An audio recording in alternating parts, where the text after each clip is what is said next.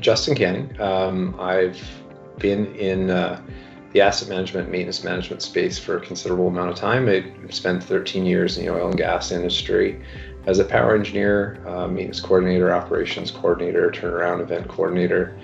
I started in the municipal space in April of 2020 with the regional municipality of Wood Buffalo.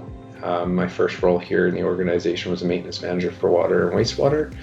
And then I progressed into the senior manager role for operations and maintenance for water and wastewater. And currently, as of March of this year, I'd moved over to the asset management group to be the manager of that team. And so I've been involved with PEMAC since 2020. I jumped into the asset management professional learning cohort there in June of 2020, and then became a certified asset management professional in April of 2022.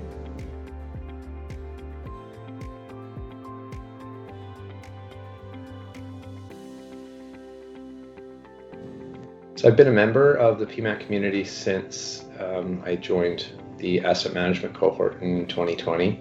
I joined the PEMAC Asset Management Public Sector Committee in February of this year. So far, I've been able to support the review of the application for some FCM funding for the local leadership for climate change adaptation to the asset management program.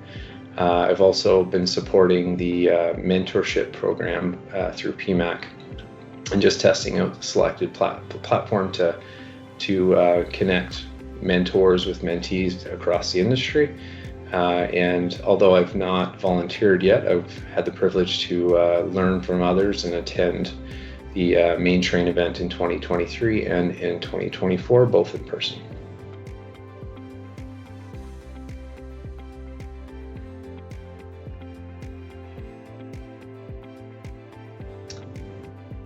Volunteering is very important to myself and our family. I've grown up as a child in church and currently still support our church by volunteering. I also volunteer with my son's Scouts program. I coach 2 of my kids' hockey teams. We've cooked and prepared meals for the local homeless shelter and donated to the food bank. So I think volunteering for PEMAC really was just kind of a natural fit for us. PEMAC, the community itself, has been incredibly active. It's been a huge contributor to knowledge sharing and a growth opportunity for me. And I just figured that as another step in my career, giving back to the association that I've already gleaned so much for was just the natural fit.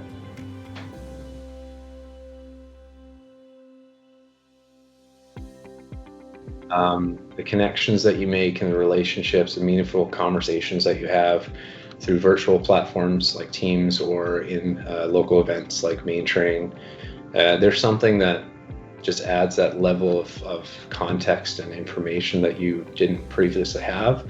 I know it sounds cliche, but municipally we are all in this together, and in the private industry as well. There's so many opportunities to share knowledge across the different communities and different regions. And I feel like with PEMAC and the learning modules they have there, the learning nuggets and the different opportunities you have to go back into the archives and see what someone might have done before, or you can just pick up the phone and call a lot of the board members and members of the community if you've got a specific topic that you need to investigate, need a little bit more information. But we're all at different levels of maturity in our asset management journey, and I believe that being a part of the PEMAC society and being part of the community itself is incredibly rewarding. So in June of 2020, I joined the asset management professional cohort through FCM, Northern Lakes College and PEMAC, and I had a classmate that was making comments on building blocks, and we had to complete a building block assignment every week just to kind of bring forward and tie together everything that you learned that week in the course. And one individual kept commenting on my building blocks, and I'm like, man, this guy, he knows his stuff. He's very, very well knowledgeable in asset management, maintenance management, and risk assessment, and the whole kit and caboodle. And so at one point I actually thought he might have been the instructor. So I elected to shoot him off an email.